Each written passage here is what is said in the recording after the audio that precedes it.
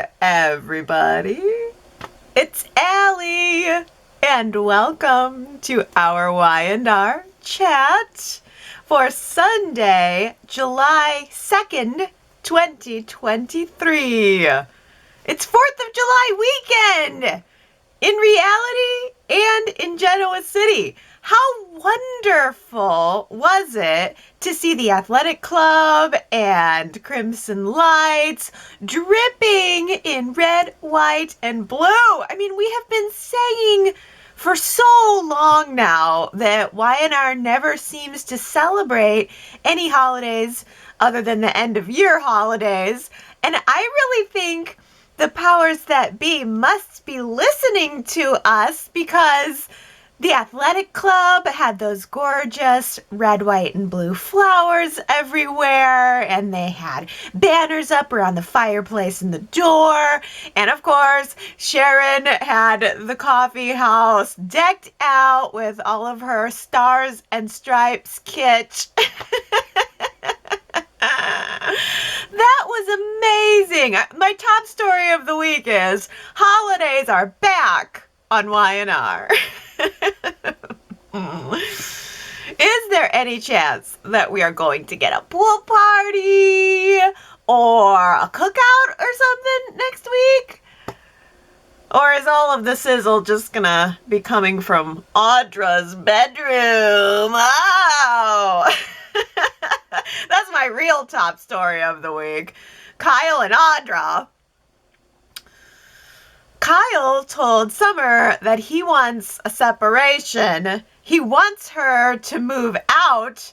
Then he went to the jazz club to wallow in his whiskey, and along comes Audra, pointing her sex ray gun directly at him. He was helpless to resist. It worked. Of course it worked. I mean, Kyle gave in, of course. He was like a helpless little fly trapped in Audra's sexy spider web. Oh man, she's great. That Audra Charles is one hot number. That is for sure. If she bit her bottom lip in a sexy way one more time, I thought she was gonna bleed. It was all coy bottom lip biting. She was smoking hot, and I really liked being reminded of how smoking hot Kyle is too. I mean, Michael Milor is so sexy. He's got a sexy, slender, muscular body, and he knows how to move it too. I mean, he just kind of slinks around. He's got a very sexy way about him, and he doesn't get to show it off that often lately, so it was really great to see that. Audra just gave him that come hither stare, and he just came right on up the stairs to her hotel room like a little puppy waiting for his treat. Oh, it was too bad that Jack and, Jack specifically saw Kyle, going up the stairs. Jack was out for a romantic evening with Diane, kissing and canoodling. And he saw Kyle go up the stairs, but he didn't see Audra. He just saw Kyle, and thought, oh, well, Kyle must be taking a room. Well, Kyle was taking something else. Fun. I mean, it would have been fun just the Audra and Kyle, but to have that layer of mom and dad kind of seeing that he was there, that was fun. So what did you guys think of the sex scene? Are you sold on Audra and Kyle? Or are you thinking, I don't need any more of this? That's going to be our poll question for this week at yrchat.com. Audra and Kyle, are they hot or are they not? I cannot wait to hear all of the chatters weigh in on this. I thought that the sex scene was too short.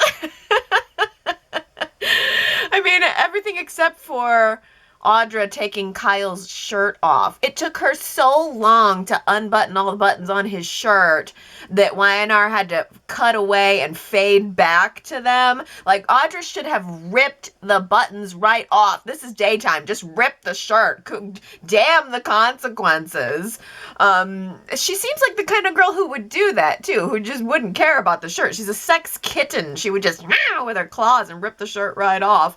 But then, Kyle is very well pressed, probably worried about his clothing, which was established. But I also thought was really smartly illustrated in him unbuttoning his collar and, loosening his tie. The point was supposed to be Kyle is a literal and figurative stiffed suit, but this was his chance to unbutton himself.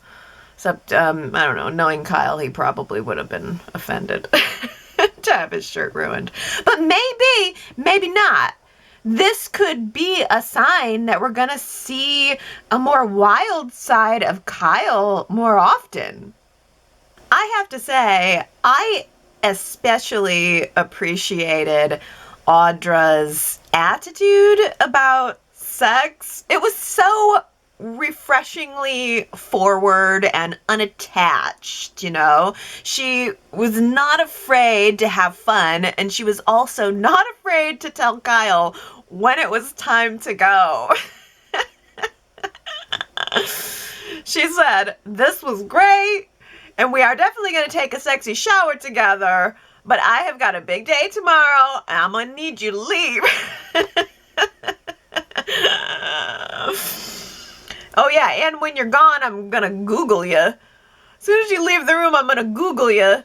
And then tomorrow, I'm going to walk right up and introduce myself to your wife. Ooh, she never stops.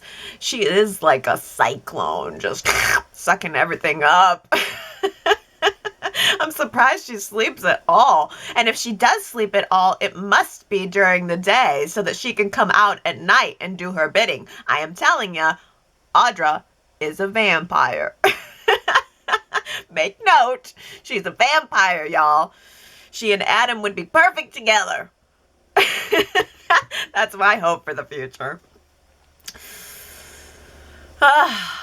Well, Miss Audra apparently realized that she had just bedded a major player in this town, so when things fall apart at Newman Media, which I'm sure they will, I wonder if Audra is going to make a move over to Jabot or Marchetti to work with Kyle and to drive Summer crazy.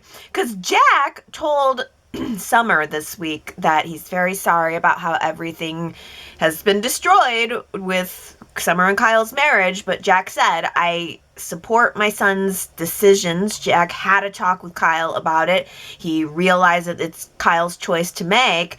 But when it comes to business, Jack says Summer is the face of the Marchetti brand. So if there's any trouble between Kyle and Summer at work, then Summer's going to be the one to stay with Marchetti, and Kyle's just going to have to go back to Jabot if he has to go back to Jabot, which I think sounds like a setup for Audra and Kyle and Summer to start working together soon. And then there's Chance, because while Kyle had his encounter with Audra, Summer was having her own encounter with Chance, only Chance did not have a sex ray gun. Chance carries a real gun probably, but he does not have a sex ray gun, at this time anyway. But Summer and Chance did seem to bond over a shared goal, which is finding Phyllis, even though Chance told Summer that Christine is planning to bring charges against her too as soon as Phyllis is found. I don't know why Christine would wait. Bring those charges now. Summer's in deep trouble. I mean, she is in deep with Phyllis. And I like that she's starting to realize that. She's starting to come to terms with the fact that she justified everything she did as helping her mother. But really, she made a bad decision. She was guilt-tripped into it. And now Summer's starting to turn around to realize the consequences. And she's blaming her mother for that, even though Summer made this decision. But she's definitely putting some of the blame onto Phyllis now, which is a change in her attitude from the previous week. She was just all about save mom, save mom, save mom. And now that she's really lost something that she cares about, she's turning it toward wanting to save herself. And it was a good conversation that she ended up having with Nick this week. Summer brought Nick up to speed on the whole Phyllis thing. Could you believe that this seemed to be the first that Nick was hearing about it? I mean, it seems like such old news at this point that Phyllis faked her death. She's really alive and she's on the run. It just feels like old news. Nick is way out of the loop. Nick is so far out of the loop, someone might need to fill him in and let him know that Dina died in that chair. Michael was trying to get ready for his anniversary snuggle sesh with Lauren at the GCAC with the chocolate-covered strawberries and the Rocky Road ice cream and all the trimmings. And who should get an eyeful of his calf-high black socks and boxer shorts? Not Lauren. No. Phyllis. Phyllis somehow got Michael's hotel key and just let herself on in. I loved the moment when he heard the door rustling, and so he was posing with his muscles, trying to be his sexy self. And then as soon as he turned around and saw Phyllis, he eeped like a little girl and hopped up on the couch arm and put the couch pillow over his boxers. Like, oh, she cannot see my unmentionables. I'm naked under here. Didn't Michael and Phyllis sleep together once? I feel like there was one time way long ago that they slept together. Just once. Anyway, Phyllis was visiting Michael to try to get his help. She's in deep and she needs someone to save her. She is insisting that the EMT actually did witness Phyllis killing Stark in self-defense, which seems like either a lie or a rewrite, because there was no EMT in the scene that we saw where Phyllis got the scissors and went after, Stark. So I don't know if she's lying or if Y&R is just rewriting that back in and twisting it, because we got to get Phyllis out of this somehow.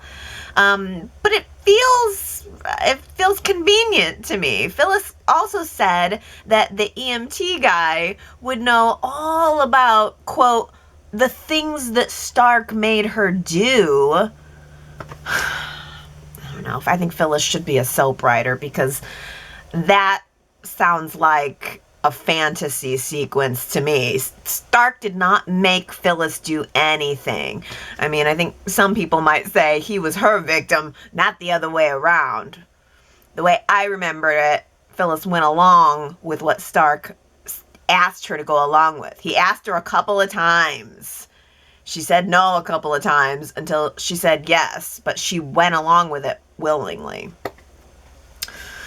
Well, Michael promised to find this EMT and to help get her out of this mess that she created for herself. And he asked her to turn herself in, that would be the best first step. Just turn yourself in.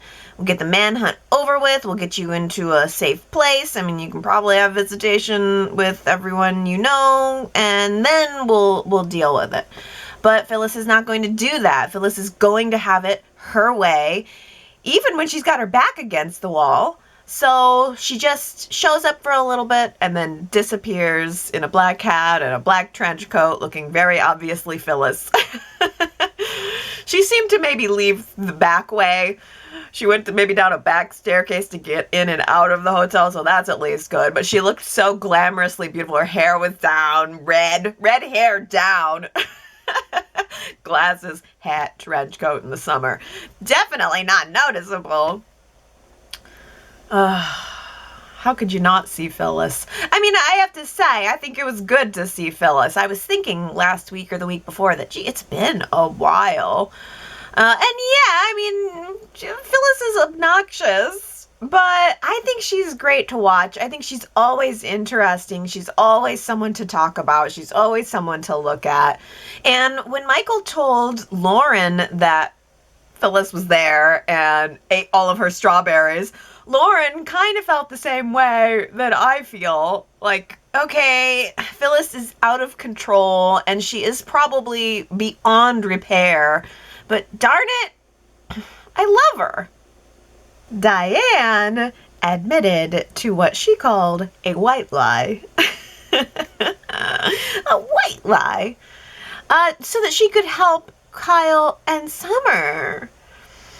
Diane told Kyle and Summer that Harrison was blaming himself for their problems, and really that would have been a good strategy to reunite them if she had pulled it off, but instead it all blew up in her face, and it just made things worse for Summer and Kyle, since Diane is a major source of their trouble to begin with.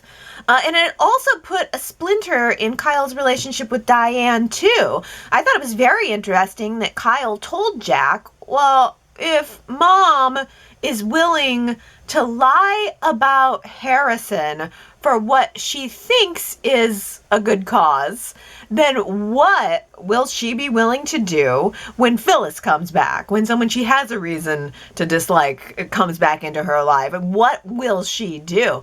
And I thought, oh, well, this could be a hint at a turn in Diane's character, maybe back to the dark side, or as some fans see it, just finally revealing the dark side that was already there. It feels like the show is in a little bit of a transition. We're seeing things transition into new places right now. Maybe the pieces are getting shook up a little bit and put into different places, and I wonder if that can apply to Diane too. I think all signs are pointing to Phyllis returning real soon, and the way we're hearing all of the EMT nonsense makes me think that Y&R is going to try to wrap it up, get Phyllis off the hook so that we can get her back into the action, and never mind sending her to prison, making her pay for any of this, whatever. Let's just wash that storyline away and get Phyllis back. I think Michael's going to find a way out of the legal trouble very quickly, and I really wouldn't be surprised if Ashley ends up hiring Phyllis at Jabot just to reignite the rivalry with Diane. This week, Tucker said to Ashley, so the whole heartfelt John Abbott tribute episode had absolutely no impact on you? And Ashley said, yep, none at all. All that heartwarming stuff, all that talk Jack and I had, all that Tracy's intervention, everything, yeah, it didn't matter at all. Everything is going to go right back to normal, but everything right back to where it was before that episode.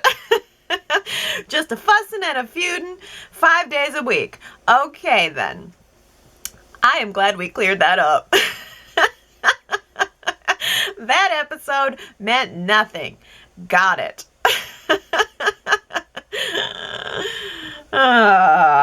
Boy.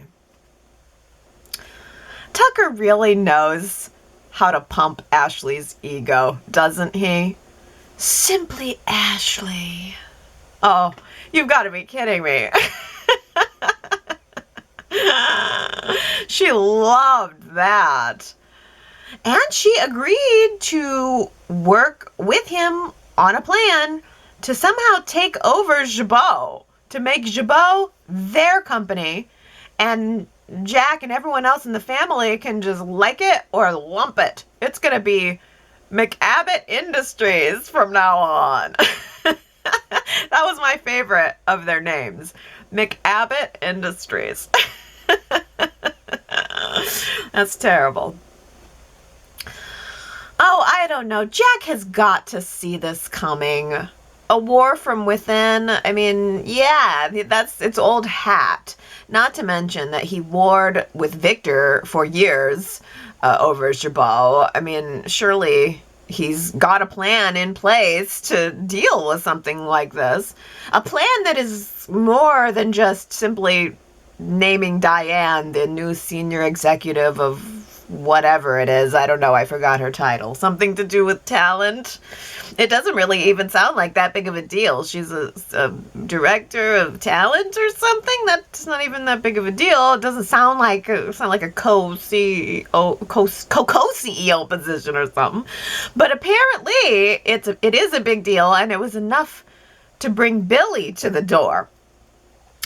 Billy thinks that giving Diane the promotion was a big, big mistake because, well, number one, according to him, she's not qualified.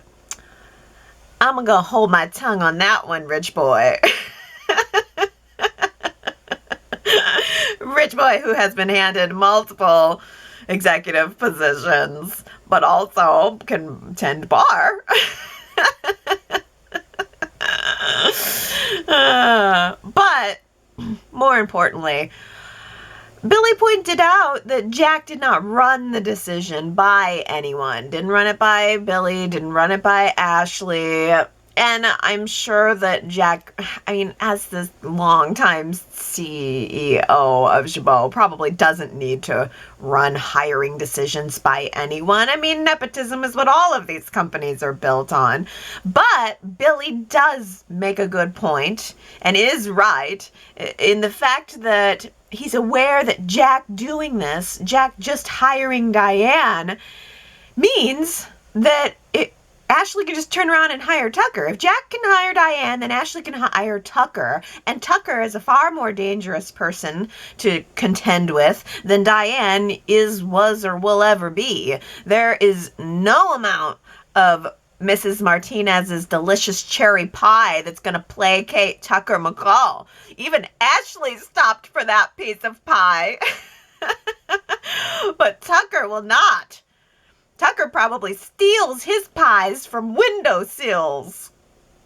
Shouldn't Tucker have some kind of connection to the Chancellor Mansion? Shouldn't he be the one making decisions about the Chancellor Mansion? Or shouldn't he at least be in line for getting to live there? No, Chance. Chance is the heir apparent to the Chancellor Mansion. Chance feels like all of this shuffling Dominic around is causing Dominic stress. How can you tell? Is Dom extra gassy? No, apparently he is extra fussy, says Chance. Okay, so why don't you, Devon and Abby, just go ahead and dump the beautiful penthouse apartment that Devon has lived in forever and just go live in my family mansion? Because why? Oh, because we already have that set. And because then we can give the penthouse to Adam or Nick, and we won't have to build anything new. That makes sense to me. That's the only way that all of this makes sense to me. Honestly, I think that Abby fits the Chance Manch like a glove. I love seeing Abby in that mansion. I think that's perfect for her. But Devon, he's Catherine's Catherine's grandson, so that makes sense. But again, why is Tucker not in line? And I don't know. I'm not sure the Chancellor Mansion fits his style. And maybe it's just so much because the penthouse is Devon's style. Like, the penthouse is Devon. That's his house. And it always has been for so long. I think I'm going to be sad to watch him leave the penthouse. I really liked the flashback that we saw of Devon buying the place for and with Hillary. But I also liked that he mentioned that that is the place where Neil died, which would have been enough reason to move a long time ago. Then again, the Abbotts still keep Dina's death chair front and center in the living room, so dying in a place don't mean nothing. I swear, if the Abbotts ever move Dina's death chair, I will be so mad. That chair is a great ongoing source of jokes for me. Nick brought Sally home this week in her velour jumpsuit. Does Y&R know that that's a trope? Are they aware that we know? I hope they never get rid of it. It's a trope that I have come to trust and to rely on. How else will I know that someone is truly grieving or not feeling good? The velour jumpsuit sends an instant visual signal to my brain that tells the story. It doesn't matter what season it is either. Velour.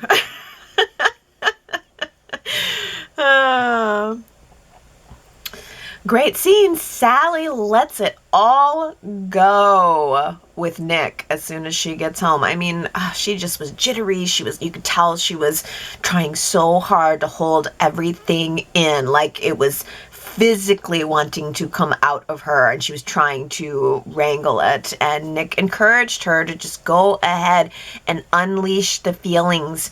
Rational, not rational, just let out everything that's going through your mind. And Sally said, she's mad at herself, she's mad at Adam, and you know what? She's mad at Nick too for not being there when it all happened. And again, it's one of those things that's like, it's not exactly rational. It's not anyone's fault, but you can understand why she would feel that way. It's just one of those things that maybe sits in the back of your mind.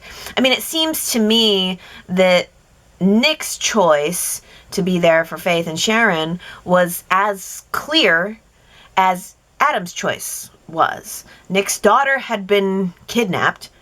Of course he was going to be there. I mean, I think also Adam made the choice that any doctor, any person would have made. But it seems almost like now that there is a rising implication that Nick somehow chose Sharon over Sally.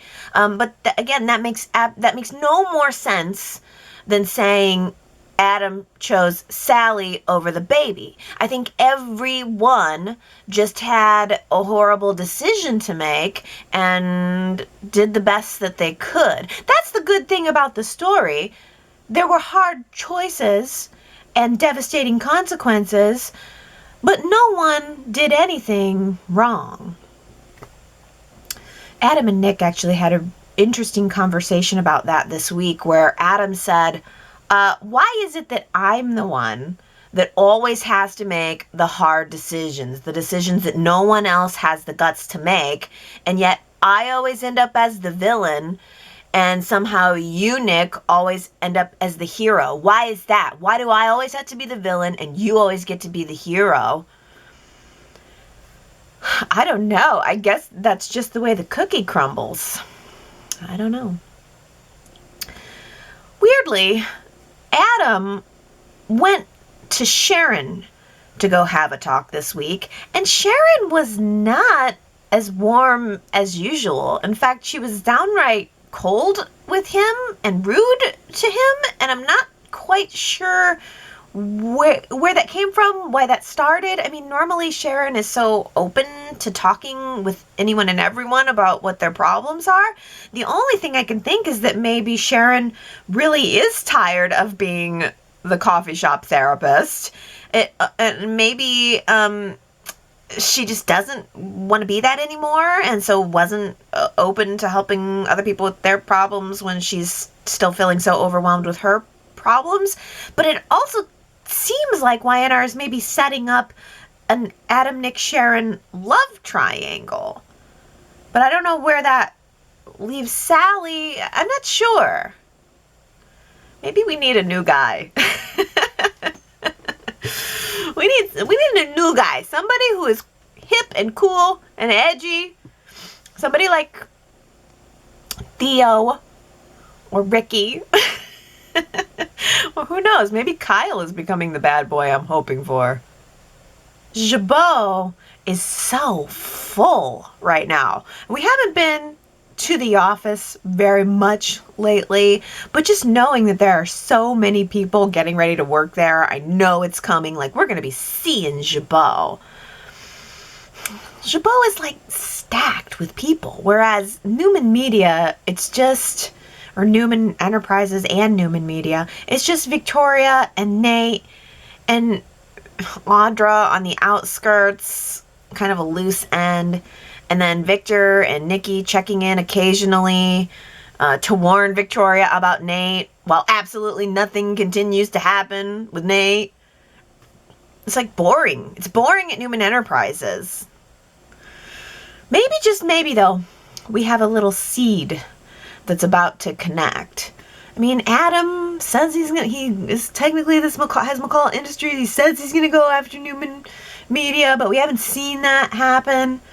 Maybe Sharon receiving that box on Friday is going to lead to something with Newman Enterprises, or something that will move things forward in the Newman businesses. That box, marked personal and confidential. Apparently, Cameron Kirsten's lawyer was instructed to send this box to Sharon in the event of Cameron's death, and inside of the box were some journals.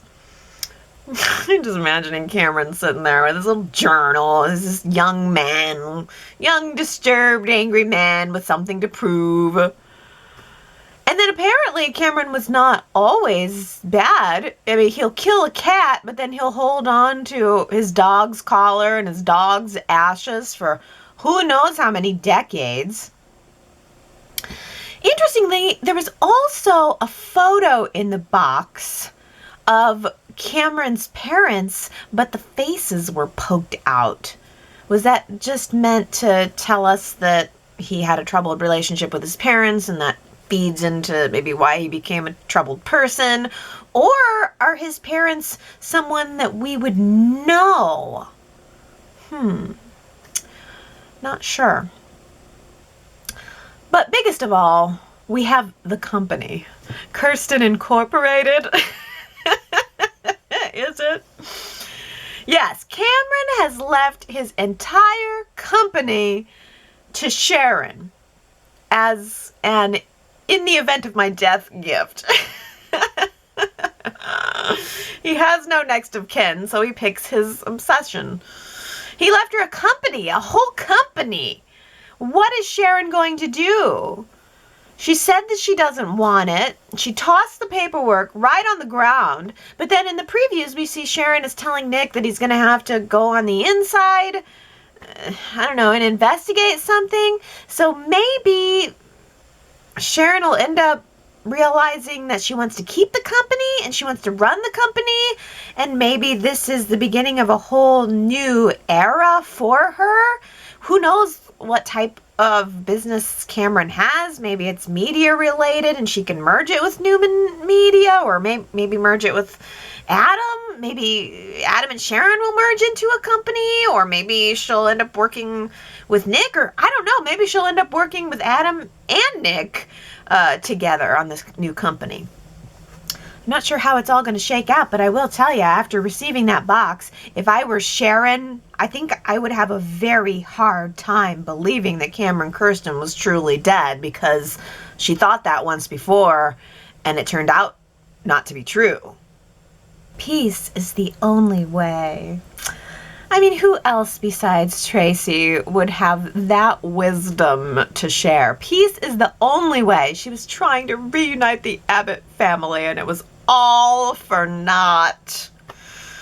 Oh, but you guys guessed the quote. I think everybody's just tuned in to the Traciness of it all. So shout outs to Henry, Marianne V, Daisy, Brittany, TB84, Tony, Wonderful Wendy, Victoria, Erica, and good old Marky.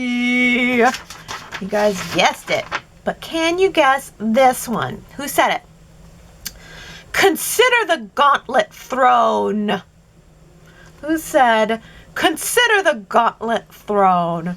If you think you know, you should go to yrchat.com. You can type in your guess, and if you get it right, then I will give you your props during next week's Y&R Chat.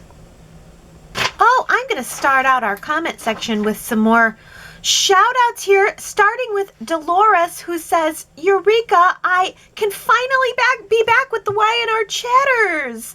I had eye surgery on both eyes and have not been able to read clearly or clearly see the messages, so I've missed reading and or talking with the group.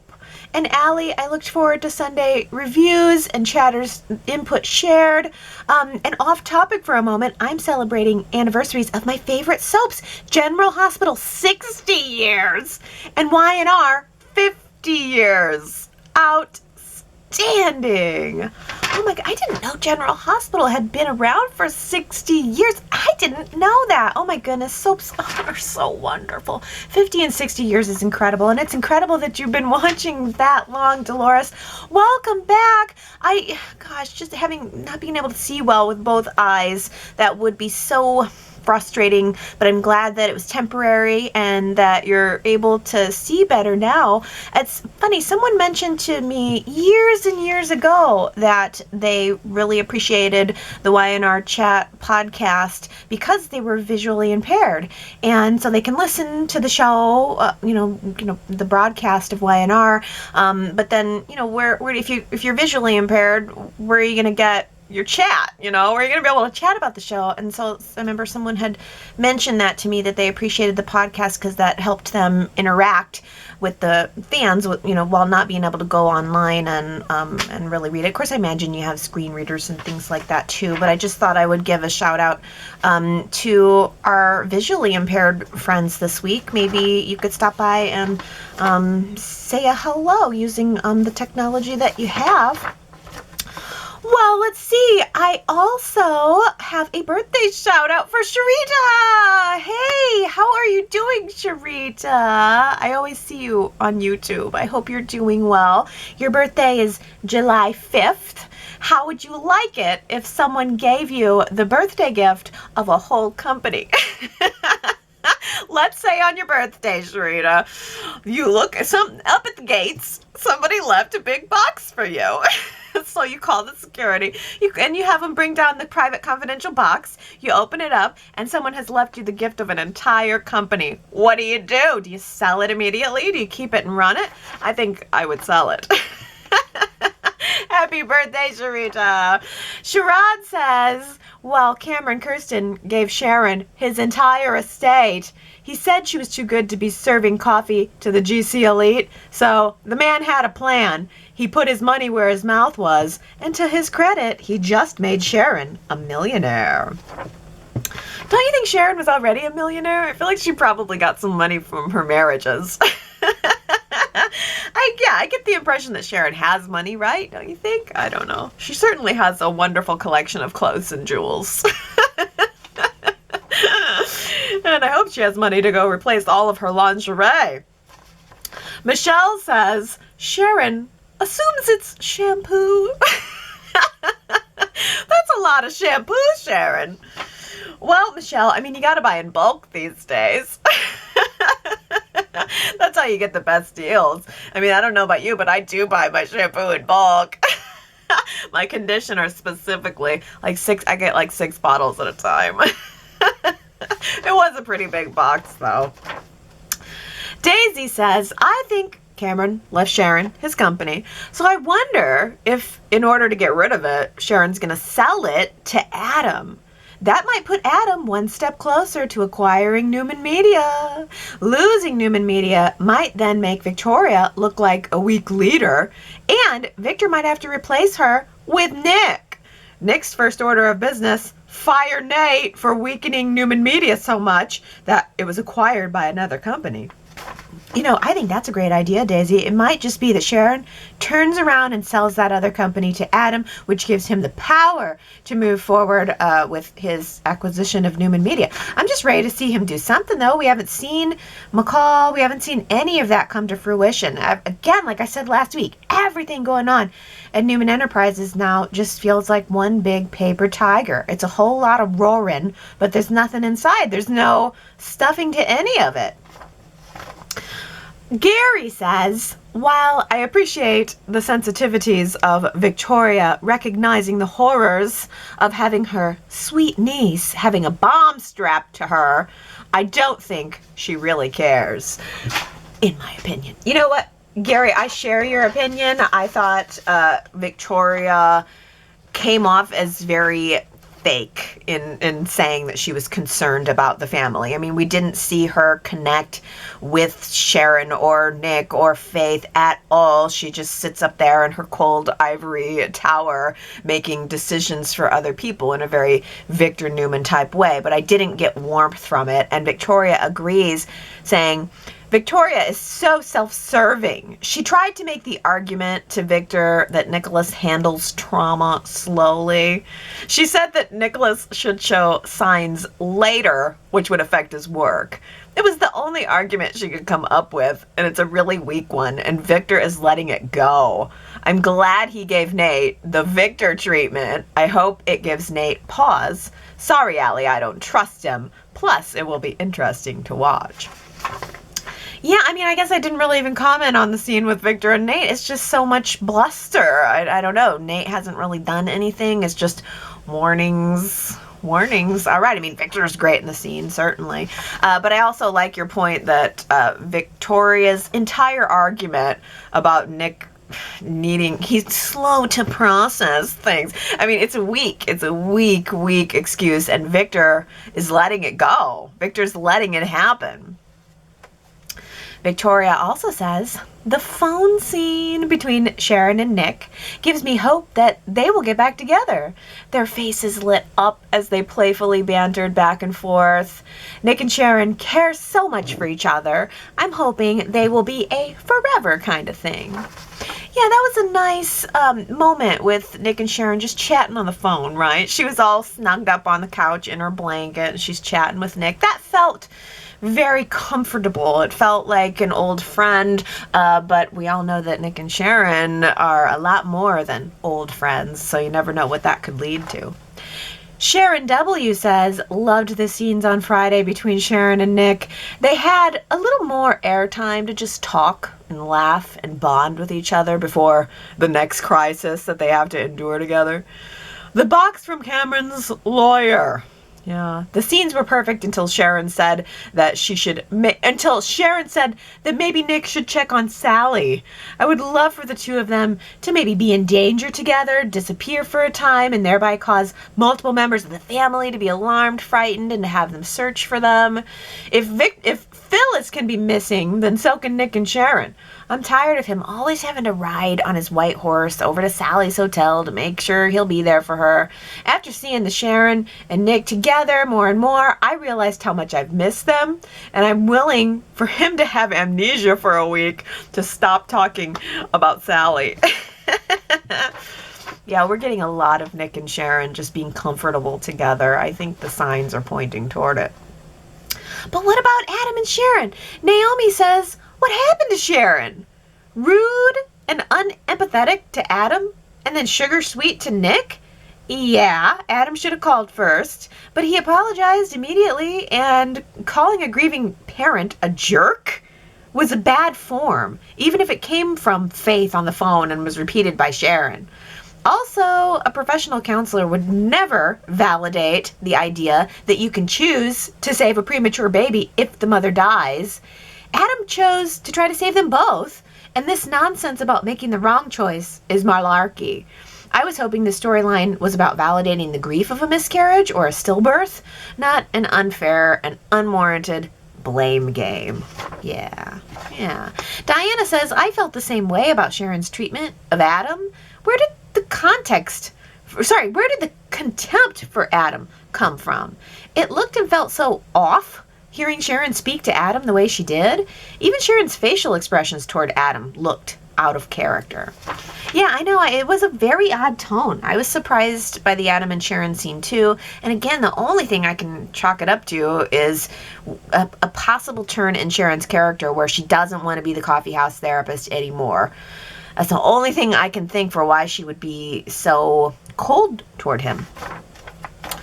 Well, last week I asked you guys if you are still holding out hope for an Adam and Sally reunion. 55% of you say, no hope for Adam and Sally. But you know what? 45% of you say yes. That's still a pretty close vote.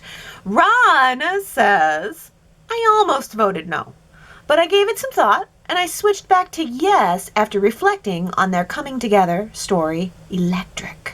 Now that I think about it, Sally is now doing to Adam what he did to her for the CEO position, pushing him away by saying all the wrong things. She will eventually regret the things she said, but Adam will be too guilt-ridden to let himself off the hook. They will find their way back together as long as the actors don't change. You know, I think that argument was true, months and months ago, though. Sally's been pushing Adam away in return for a long, long time. And now I think it's just hit another level to where it's made the couple unappealing to me. Sherrod says, after all the mistakes and missteps, especially Sally's treatment of Adam, my vote is a big no. Tina B says, I am holding out hope that they bring Sally and Adam back together the way they were. If they continue to have her treat him like she has, I want it to be over. They were fire together, and I think they have the possibility to have great storylines together with McCall. I would like for Sally and Nick to have an amicable breakup because I want them all to work toward wiping that smug look off of Victoria's face. You know, you guys do make a good point. Adam and Sally were electric. They had all of the stuff, all of the components, the recipe of amazing soap opera superpower couple for years and years. And it just didn't get off the ground. It was like one flash in the pan of a moment, and then they just couldn't get it back together. So yeah, they were electric, but I just wonder if that time has passed. Gary says, chatters are talking about Courtney Hope's dramatic acting in the scenes following Ava's death. The one that got me was today's, where she unloaded on Nick, saying that if she opened up, he would never want to see her again. I thought the self-absorption was so real as she darkly spoke, as many of us feel in times of despair. It was meant to be a catharsis for her, and in the end, seemed to do the trick a bit, at least for a moment. Nick should hold her for a while and then slip away, giving her both privacy and rest. You know, I think that's true. I wonder if it's maybe one of those things that you sort of need to say. It's like a catharsis. You just need to get it out, but she didn't really mean it, because even when she was ripping into Nick, she pulled it back very quickly. She was like, and I'm mad at you for not being there, even though I know you had other... So, I think maybe she just needed to get it out, and maybe from here on out, we're going to see her have a turnaround. But I do agree with you that was a very notable scene. T. Nicole says, I'm sorry, but how did the EMT Carson watch Phyllis kill Jeremy in self-defense? Unless something happened off screen from the time Jeremy ran after Phyllis in the motel room and then seeing only Phyllis drag this wrap-up body out of the motel. Where was Carson?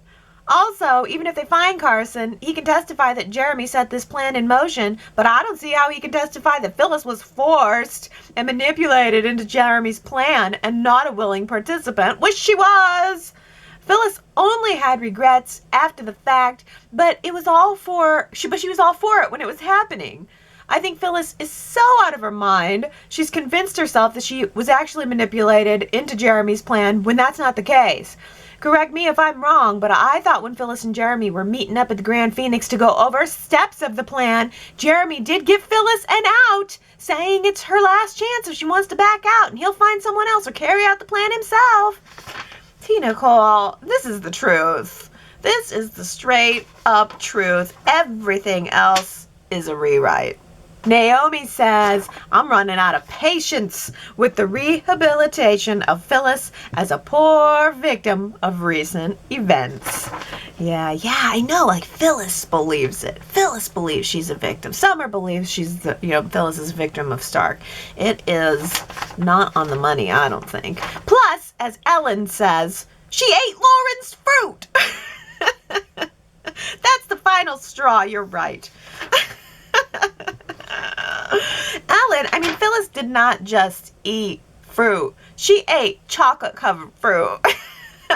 It's one thing if she would have taken a couple of melons or something, but she took chocolate-covered strawberries. That is so rude. I also feel like these are some phantom chocolate-covered strawberries. I'm glad somebody brought this up because Michael was only ordering the chocolate-covered strawberries when Phyllis showed up, and then we did not see the chocolate-covered strawberries in the room. We were just told later, like 2 times in 2 different scenes in 2 different days, that Phyllis ate the chocolate-covered strawberries. But where were they, I ask you? Where were the chocolate-covered strawberries?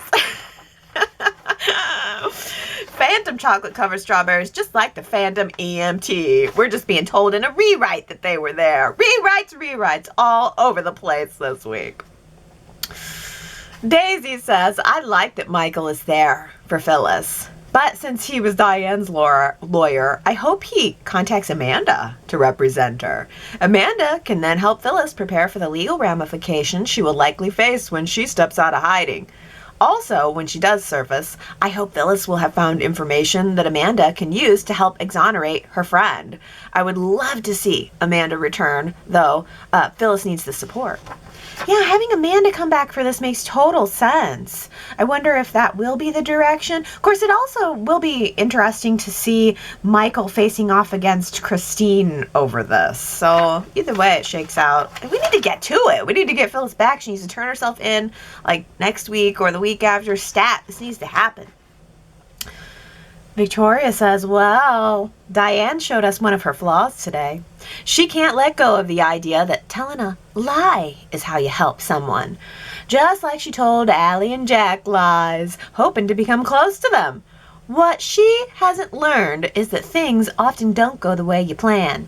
More importantly, eventually people will not trust you, or at least they will second guess you. Diane, you and Jack make such a great pair. Please don't endanger his trust in you. In return, Jack will be honest with you. Yeah, it feels like just the beginning. Again, it feels like characters are changing. Things are changing a little bit. One little white lie out of Diane. What's next? Well, about Kyle and Audra, Tina says, I am liking some Audra. She is a soapy vixen, laying it all out there for the men in Genoa City. She is a messy cyclone. There will be paths of destruction in her wake, and I am all for it. Naomi says, I loved Kyle and Audra. My glasses got steamed up. They were putting out so much heat. Audra brought out the old rich playboy side of Kyle. Interesting that he mentioned his affair with Tara as an example of wild behavior. I would have thought him losing his swim trunks in some advertising scheme would have been the winner. Maybe Tara will be back to claim Harrison and Kyle. Yeah, the Y&R's got to bring her back eventually. People remember her.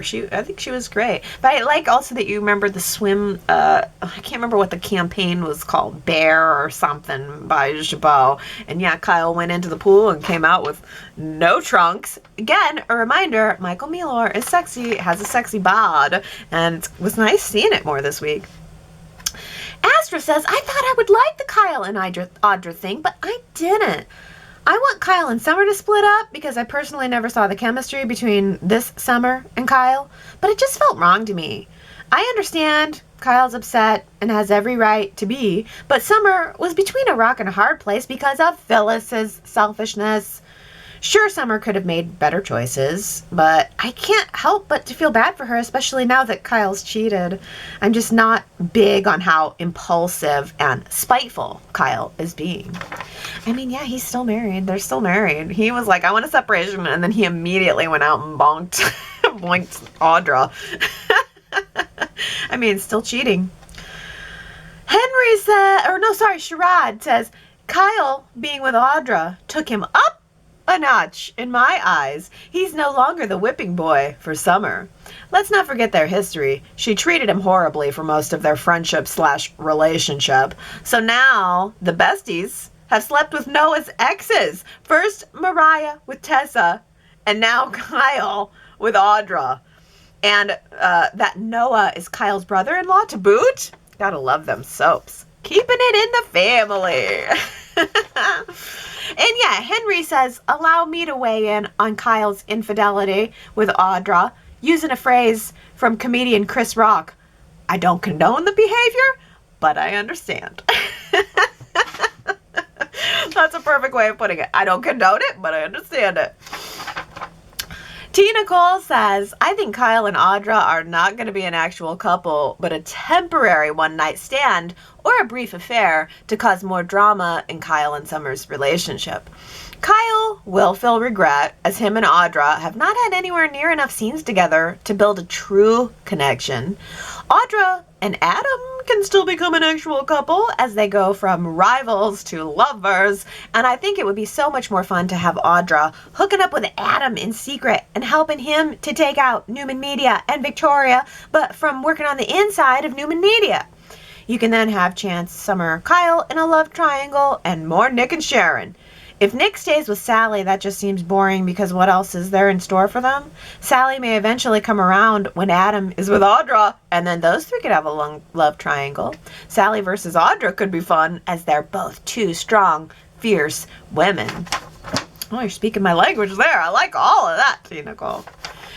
But let's end on this possible theory from Robin, who says, will Audra get pregnant?